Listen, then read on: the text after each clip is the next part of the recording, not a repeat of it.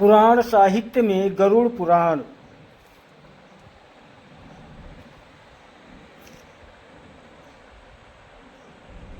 पुराण साहित्य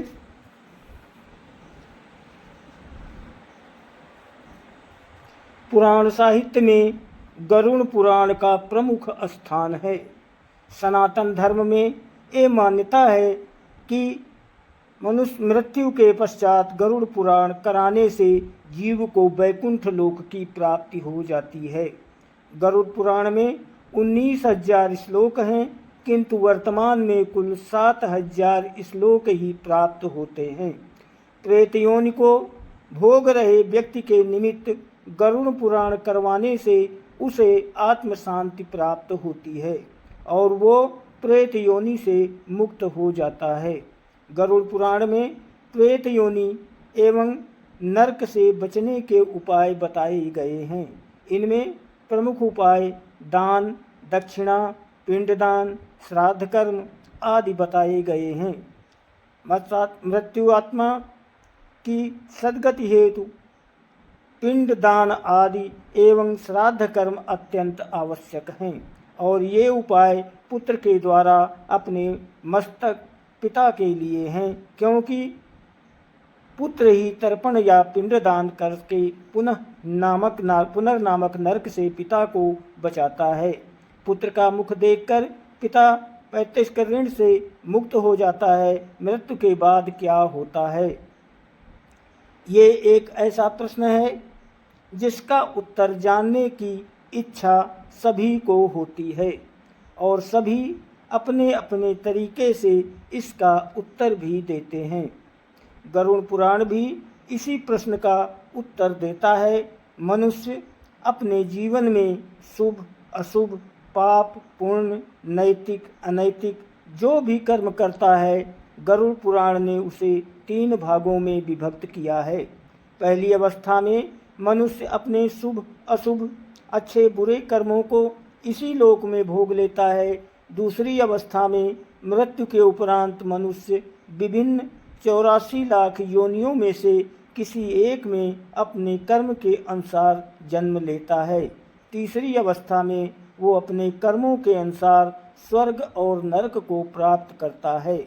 गरुड़ पुराण के अनुसार जो दूसरे की संपत्ति को हड़पता है, मित्र से विश्वासघात करता है, ब्राह्मणों की संपत्ति से अपना पालन करता है, मंदिर से धन चुराता है, पराई स्त्री या पर पुरुष से व्यभिचार करता है, निर्बल को सताता है, जो अपनी निर्दोष माता, बहन, पुत्री, स्त्री, पुत्र, वधू, पुत्र इन्हें बिना किसी कारण के त्यागता है, उसे भयंकर नरक योनि में जाना पड़ता है एवं उसकी कभी मुक्ति नहीं होती है।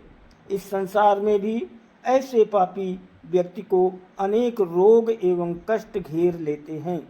व्यापार में हानि, घर में कलह, कृषि हानि, कृषि में हानि, ज्वर, संतान मृत्यु आदि दुख से वो जीवन भर दुखी रहता है। अंत समय उसका बड़ा कष्टमय होता है तथा मरने के पश्चात वो भयंकर प्रेत योनि में चला जाता है।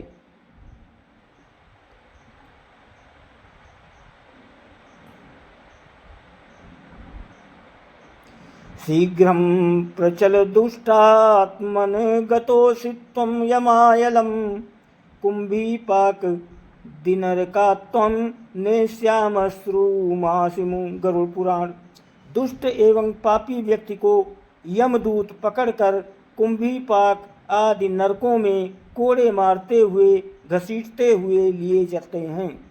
वहाँ यमदूत उसे पास में बांध देते हैं। वो भूख प्यास से अत्यधिक व्याकुल और विकल होकर दुख सहन करते हुए रोता है। उस समय मृत्युकाल में दिए दान अथवा स्वजनों द्वारा मृत्यु के समय दिए पिंडों को वो खाता है, तब भी उसकी तृप्ति नहीं होती। पिंडदान देने पर भी वो भूख एवं प्यास से व्याकुल लगता है।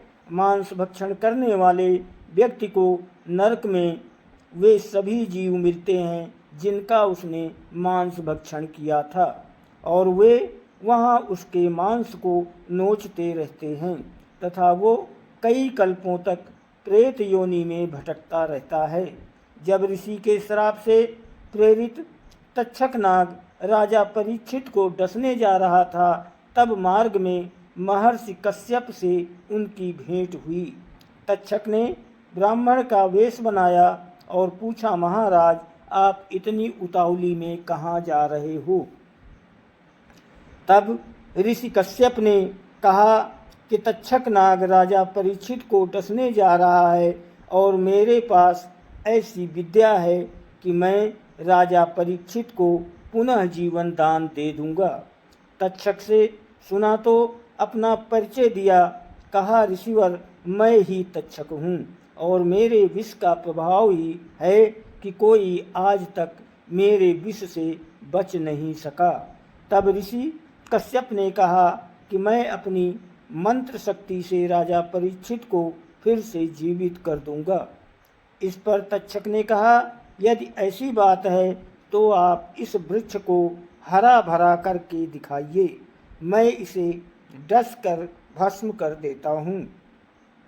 ज्यों ही तक्षक नाग ने हरे भरे वृक्ष को डस मारा, त्यों ही वो हरा भरा वृक्ष विष के दुष्प्रभाव से जल कर राख हो गया।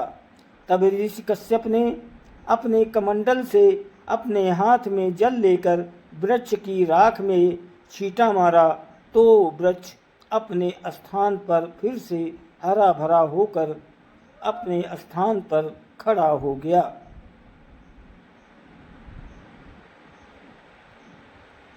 तक्षक को बड़ा आश्चर्य हुआ और पूछा, ऋषिवर, आप वहाँ किस कारण से जा रहे हैं? इस पर ऋषि कश्यप ने बताया कि मैं राजा परीक्षित के प्राणों की रक्षा करूँगा तो मुझे बहुत सा धन मिलेगा।